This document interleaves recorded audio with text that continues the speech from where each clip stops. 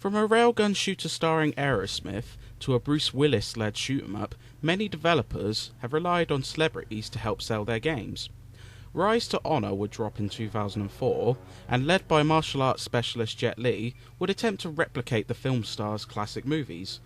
And while it admittedly boasts the presentation and action of films like Once Upon a Time in China, its unrefined and often frustrating gameplay puts a major damper on the positives.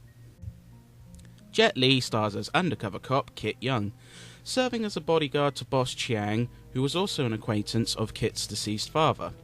But when Chiang is assassinated in cold blood, left only with an envelope to deliver to the boss's estranged daughter in San Francisco, it's up to Kit to weave around vicious gang members and uncover a larger conspiracy. It certainly earns points for recreating Lee's classic films to a T. The cinematography is great, the action sequences are fantastic, and there are even a couple of notable twists. It's even all laid out like a DVD, with the game divided into 60 plus scenes and a selection menu allowing you to jump between them. So far, so good. Unfortunately, once you begin to control Kit, things fall apart. Divided into 3 key gameplay tenets, the majority of the gameplay focuses on hand-to-hand. Taking on multiple goons at once, attacks are all guided using the right analog stick, as your strikes change depending what direction you point the stick. You can also perform dodges while holding the R1 button, counter moves by holding both shoulder buttons, and adrenaline-powered attacks by holding the L1 button. The controls don't feel totally comfortable, but they get the job done, with only combat sullied by the sheer number of goons. The latter battles can feel drawn out, while bosses are a touch on the cheap side. It can grow rather frustrating in latter parts of the game. The next component is shooting, which suffers from its own issues. Once again, it's the controls which dog the experience. Relying on the right analog stick, you're forced to push the stick in the direction you want to aim while using R2 to shoot. The lack of any aiming makes the action feel both shallow yet inaccurate. You can also use a special dive move, slowing down time to gain the upper hand, but overall shooting is just bland. Kit can take cover behind objects, but without any aiming mechanics in cover, it feels counterintuitive. The levels are all cramped corridors, enemies lack any semblance of intelligence, and the simple act of shooting doesn't feel natural. The last, and easily worst, component is the 4 stealth segments. In a select few levels, Kit will need to avoid the detection of perhaps the worst security guards around, all moving in rote patterns trying to track you down. If you are caught, you'll meet a game over screen instantly.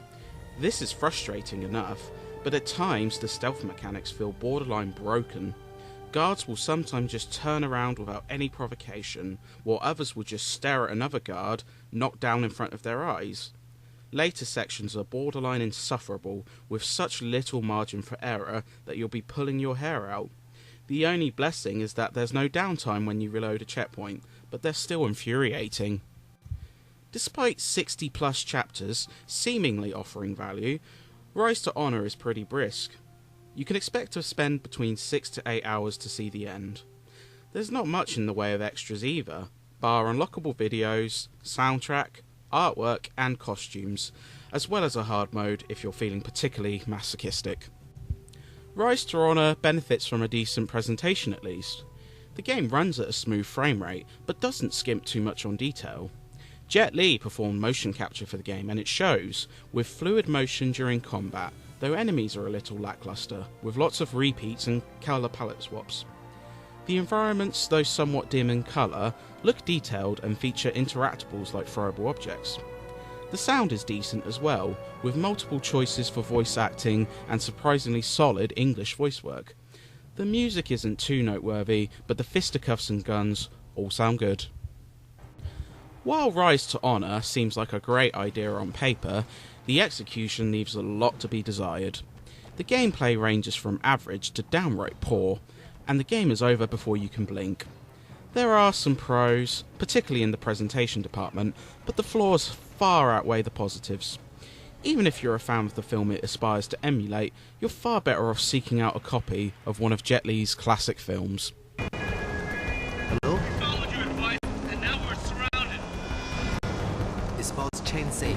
For now, but I can't guarantee what's next. I'm on my way.